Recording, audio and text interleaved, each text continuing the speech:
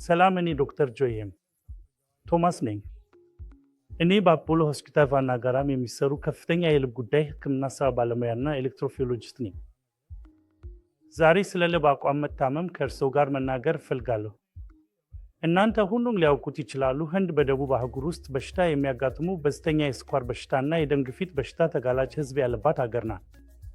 እነዚህ ሁሉ የልብ ጉዳት ሊያስከትሉ ይችላሉ። እነዚህም የልብ ጉዳቶች ታካሚውን ወደ ልብ አቋም መታመም ሁኔታ ሊያደርሱት ይችላሉ። በዚህም የልቡ መስቀመጥ ችሎታ ይቀንሳል። እነዚህም ድንገተኛ ሞትና ያልታመኑ መግባቶችን ሊያስከትሉ ይችላሉ።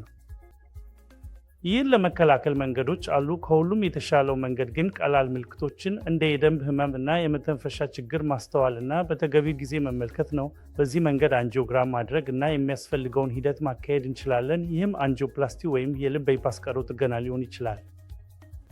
ስለዚህ የልብ ጉዳትን ከከላከልክ ልብ አቋም መታመም ከራስ ታደጋለህ። ይህም ለአንተ በጣም ዋጋ ያለው ነገር ሊሆን ይችላል። አሁን በዚህ ጊዜ ለየት ያሉ የልብ አቋም ችግር ታካሚዎች ብዙ የህክምና መንገዶች አሉ። የልብ አቋም ችግር መሳሪያዎች፣ የማይተዳደር ፔስሜከርና ዋያስት የሚተከል ዲፊብሪሌተር እና ሌሎችም ብዙ መሳሪያዎች አሉ። ከሁሉም የተሻለው መንገድ እነዚህን አይነት በሽታዎች ማስከላከል እና ጤናማ ልብ እንዳለን ማየት ነው። ለዚህም እኛ በአፖሎ ቫና ጋራም በዚህ የአፖሎ ልብ ምርመራ መድረክ መሪነት እንደምንወስድ እናሳውቃለን። ይህም ለእርስዎ ጥቅም ሊያደርግ ይችላል እና ወደ የልብ አቋም ችግር ሁኔታ እንዳትደርሱ ማስከላከል እንችላለን።